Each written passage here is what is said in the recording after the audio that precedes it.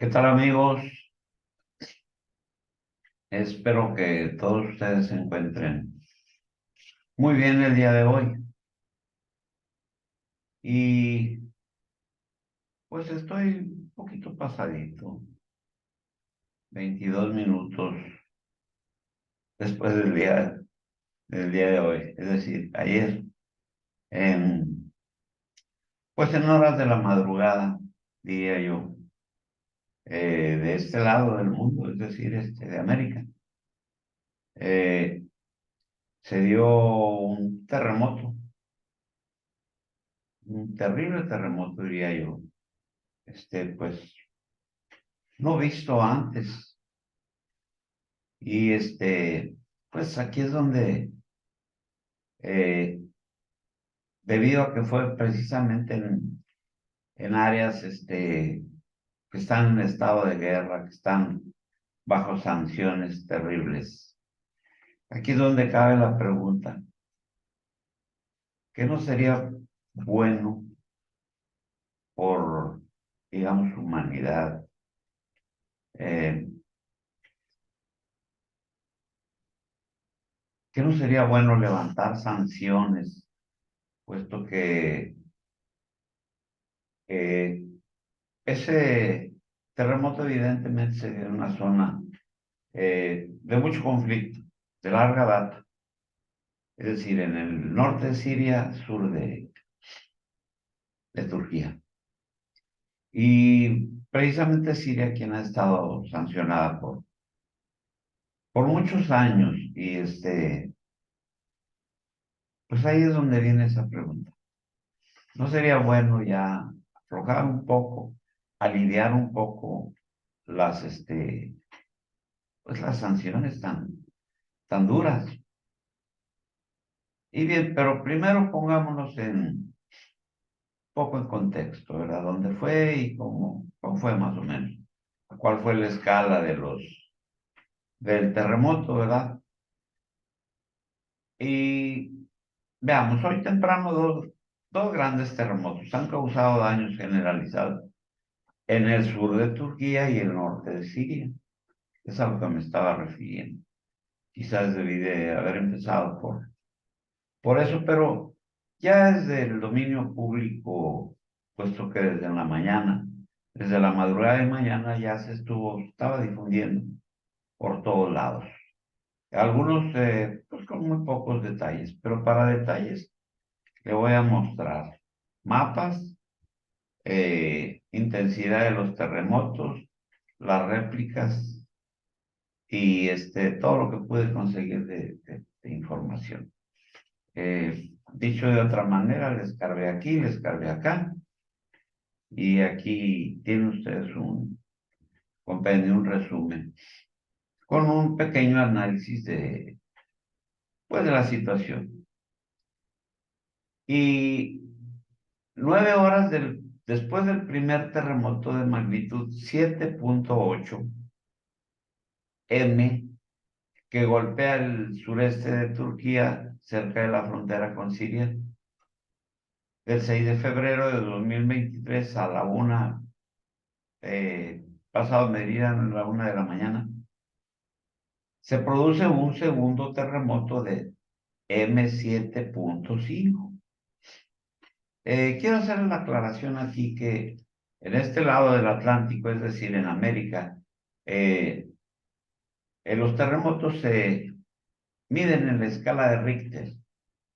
Y aquí todo lo que yo les voy a eh, narrar a continuación eh, se mide en otra escala que es la escala de Mercalli. Por eso dice 7.8 M. Son los grados, pero en la escala de Richter, perdón, de Mercalli. Ahí es donde sería bueno, si usted tiene acceso o puede medir qué diferencia hay entre la escala de Richter y la escala de Mercalli, pues eso sí se la quedo de ver porque busqué y no encontré. Encontré muy buenos mapas de la situación y toda esa información. Y es lo que les voy a mostrar a continuación. y un poco de la destrucción que causó, pero como les digo, eh, les voy a estar yo repitiendo la M, que supongo que es la escala de Mercalli, ¿verdad? Así pues, el primero es de 7,8 grados en la escala de Mercalli y golpea el sureste de Turquía, cerca de la frontera con Siria, el 6 de febrero a la 1. Y luego se produce un segundo terremoto de 7,5 grados en la escala de Mercalli a las, dice 10 H, eh, pues aquí se refiere al horario el horario de Greenwich, a 100 kilómetros más al norte. Más información sobre el amortiguador principal, es decir, donde se sintió el sismo más fuerte, está disponible en la página precisamente del Laboratorio de Análisis de Turquía, pero caray, imposible de compartirlo porque difícilmente lo encontré y está en turco. Y ahí sí que mi traductor no pudo. Pero se puede eh, conseguir. Sin embargo, aquí yo le presento ya los hechos ya un poco más resumidos. Aunque, pues yo diría que con más datos que los noticieros. Estos terremotos se han sentido en gran medida hasta los 2.000 kilómetros del epicentro, principalmente en Turquía, Siria, Líbano y Chipre. En el momento del informe, muchos edificios están dañados en Turquía y Siria. Más de 1.200 personas han muerto en Turquía y Siria. Unos 10 millones de personas viven en la zona afectada. El recuento actual de muertes ya está por encima de los 2.500. Manzanas enteras de las ciudades han quedado aplastadas, es pancake. Fueron destruidas. Es probable que muchos muertos sigan abajo de los escombros, bajo la destrucción. La zona es propensa a terremotos desde hace mucho tiempo. Hace apenas unos días un experto había advertido que se avecinaba uno grande. Y aquí viene el experto, es Frank Hohenberg, pero me voy a ir más seguidito. Tarde o temprano habría un terremoto, eso es lo que pronosticaba este señor, Hohenberg. Luego, pues les voy a poner un mapita para ponerlos un poco en contexto de qué zona del mundo estamos hablando. Aquí tenemos, por aquí tenemos esta es la península griega, ¿verdad? Aquí tenemos eh, las islas griegas o las islas del Dodecaneso, por acá tenemos a Chipre, la entrada a los Dardanelos, el mar de Marmara, el cruce del estrecho del Bósforo y el Mar Negro. Por aquí tenemos precisamente a Constantinopla o la actual Ankara. Y bien, aquí tenemos precisamente en la esquinita del Mediterráneo, tenemos la zona que se vio afectada. Por cierto, aquí tenemos, esta es la frontera sirio-turca. Y fue precisamente aquí el epicentro del sismo, ¿verdad? Eh, y las actividades de réplica muestran que los terremotos de hoy ocurrieron a lo largo de 2 líneas de falla. Le voy a mostrar en la primera sacudida qué zona fue nada más que tengo que acercar más el mapa, ¿verdad? Y aquí lo tenemos. Eh, Esa es la zona donde se dio la primera, pues el primer terremoto, ¿verdad? Y ahorita le voy a mostrar las siguientes réplicas. Por aquí tenemos todo esto, es precisamente la frontera entre Siria y Turquía, que pues yo diría indefinida, puesto que tomemos en cuenta que precisamente las fuerzas turcas avanzaron y tomaron por aquí un pedazo, ¿verdad? Y aquí tenemos la ciudad de Alepo. Muy bien. Entonces, este es eh, el primer terremoto.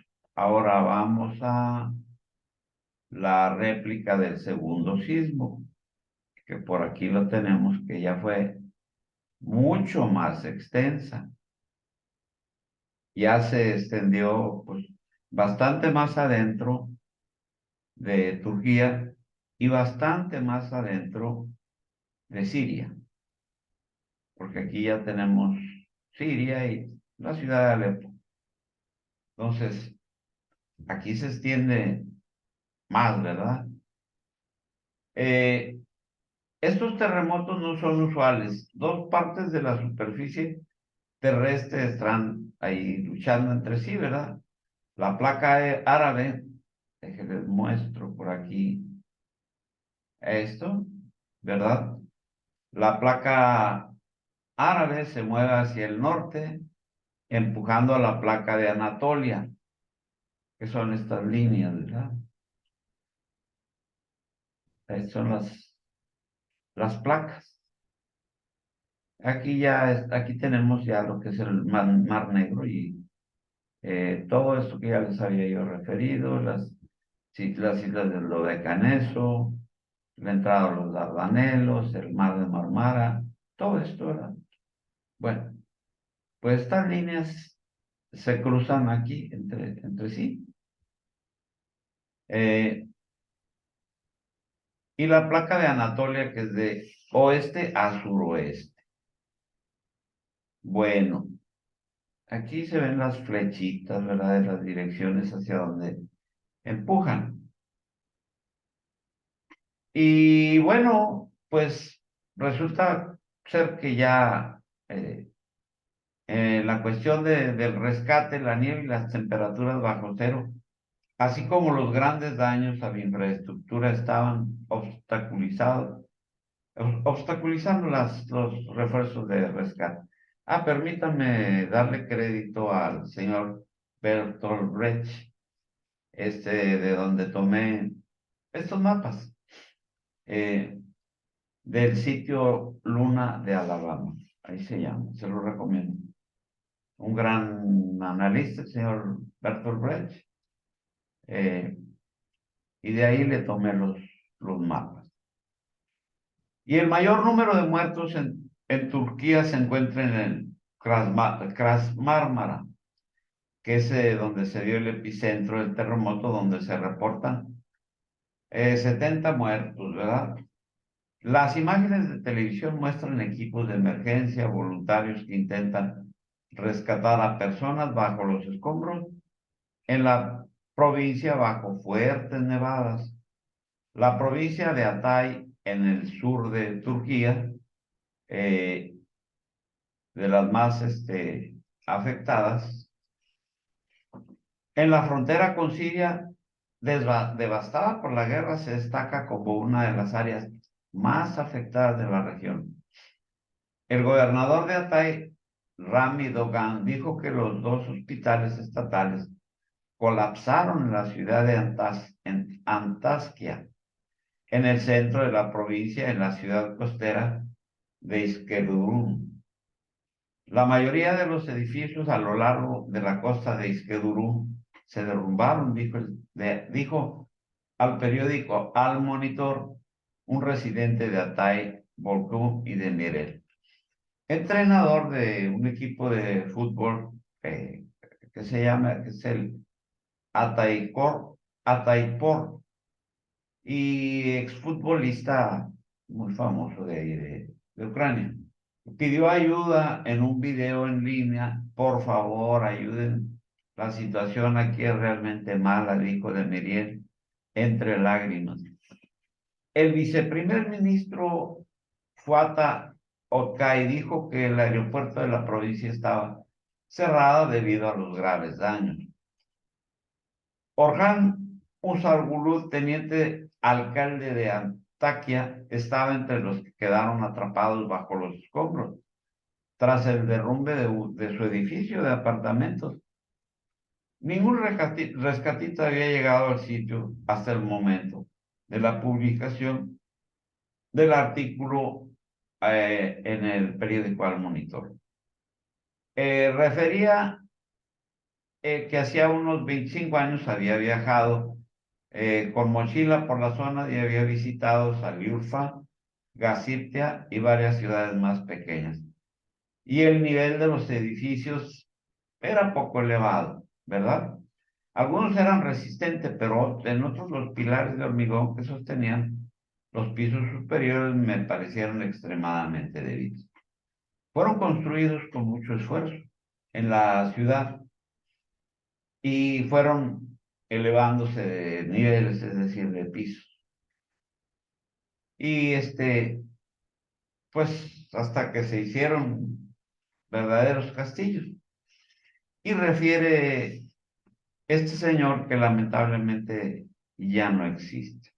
Es decir, se cayó.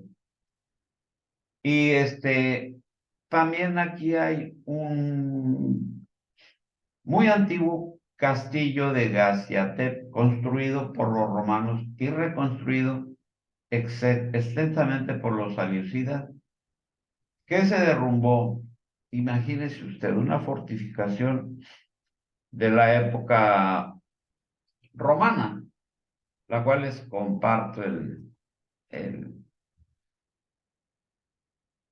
ahorita, vamos a ver.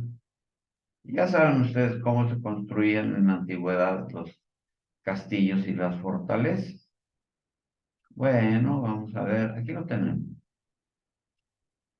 Una fortaleza romana que pues ya había resistido, eh, pues yo digo que muchos, pero muchos sismos y terremotos y de lo que a usted le guste, puesto que fue construido precisamente por los romanos. Y si usted ha tenido oportunidad de ver alguna de esas fortalezas que construían los romanos, pues caray, las construían, pero con todo, enormes muros, muros con una anchura, caray, que no la podía, caray, derribar una muralla de esas, ni un rayo, ni un, no, no, y que sufrieron asedios a lo largo de siglos. Y es difícil de creer, pero mire usted cómo quedó esa fortaleza. Quedó en nada. Vea usted, y probablemente pudiéramos decir que, pues, una construcción de nuestra época, pues, son más endebles, ¿verdad? Pero, pues, esas construcciones romanas estaban hechas con todo. Y mire lo que quedó de pues, de esa fortaleza. Así pues, eh, cuando vemos pues, estas fotos, pues, es de veras de ponerse a pensar, ¿verdad? Y el apoyo internacional para las áreas ha comenzado. Turquía es generalmente propenso a los terremotos y tiene muchas cosas que hay que rescatar.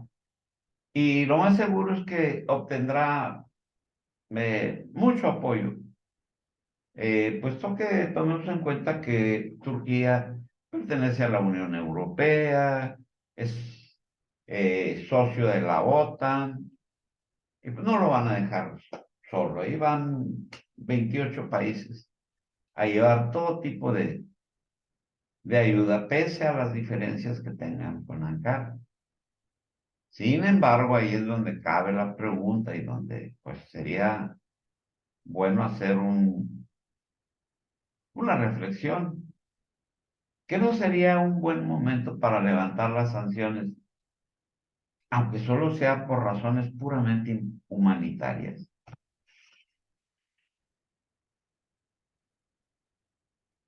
Ahí es donde está la pregunta. Eh, y cabe la reflexión, ¿será posible que todos los eh, países que le han impuesto esta dura carga a Siria, que ha soportado 11 años de guerra, 11 años, que no son pocos, y a eso agréguele usted eh, a la muerte y destrucción de todo eso, sanciones que le privan de alimentos, que le privan de, pues, todo lo relacionado con la cuestión médica, muy necesaria ahí, sobre todo por la guerra que tiene. Ahí es donde cabe la reflexión. ¿Serán capaces los países de Occidente que están sancionando a Siria? ¿Serán capaces de tener un poquito así de humanidad? O sea, ya no se trata de qué gobierno está eh, gobernando. Ya no se trata de Bashar el-Assad, muy odiado, por cierto, por Occidente. No, se trata del pueblo, del ciudadano de a pie, del que sufre y batalla por conseguir los medios de subsistir. Hay que hacer una diferencia muy grande entre lo que es el gobierno y lo que es el pueblo sirio. El pueblo sirio no determinó entrar en esta guerra y pues países como los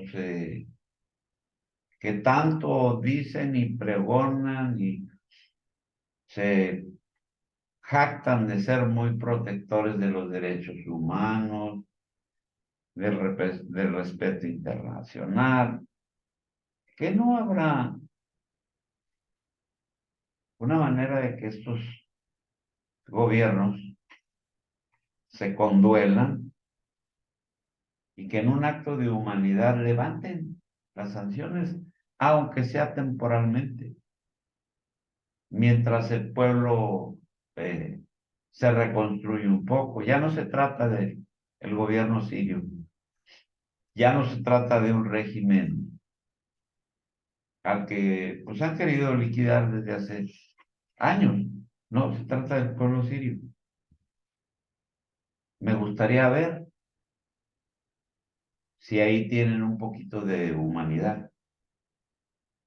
Y levantan esas sanciones, aunque no pare la guerra, bueno, pues ni modo.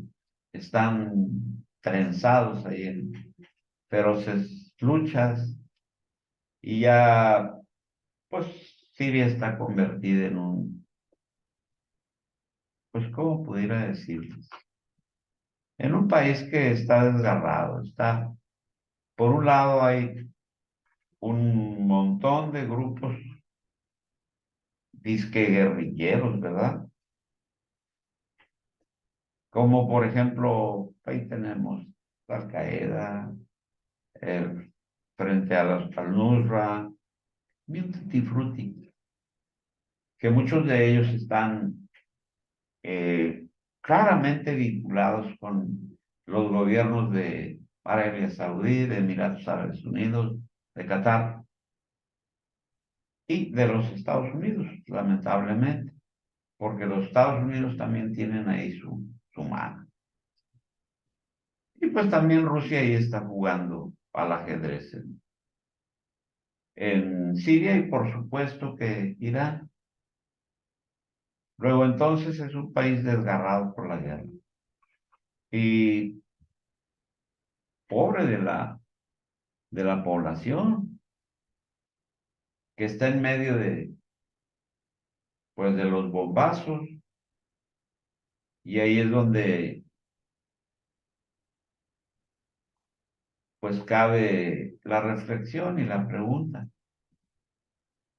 Un poquito de misericordia para el pueblo sirio, que del lado de Turquía van a sufrir, están sufriendo, cierto, pero ahí van a recibir ayuda de forma masiva. En estos momentos ya están recibiendo gran cantidad de ayuda. Y me pregunto yo, ¿y Siria? ¿Qué no son seres humanos también los que están de aquel lado de la frontera turca?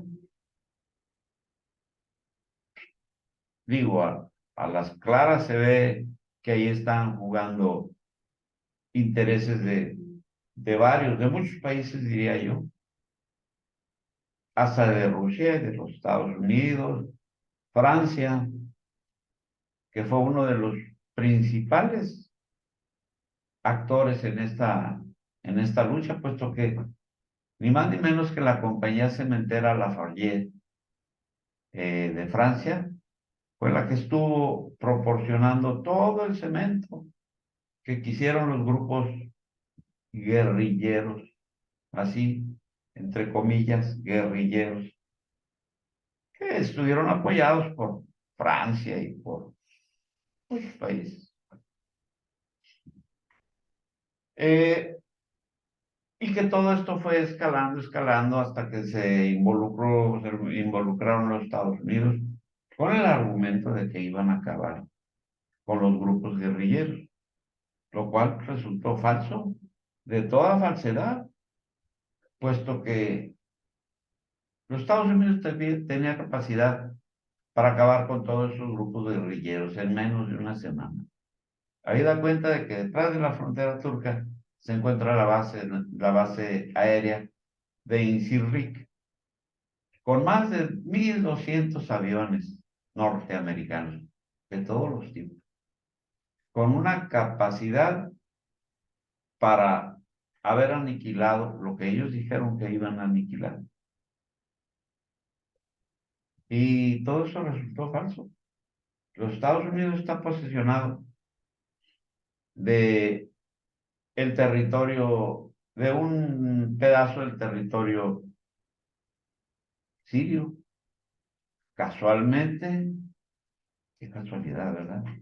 Esa es la zona más rica en petróleo.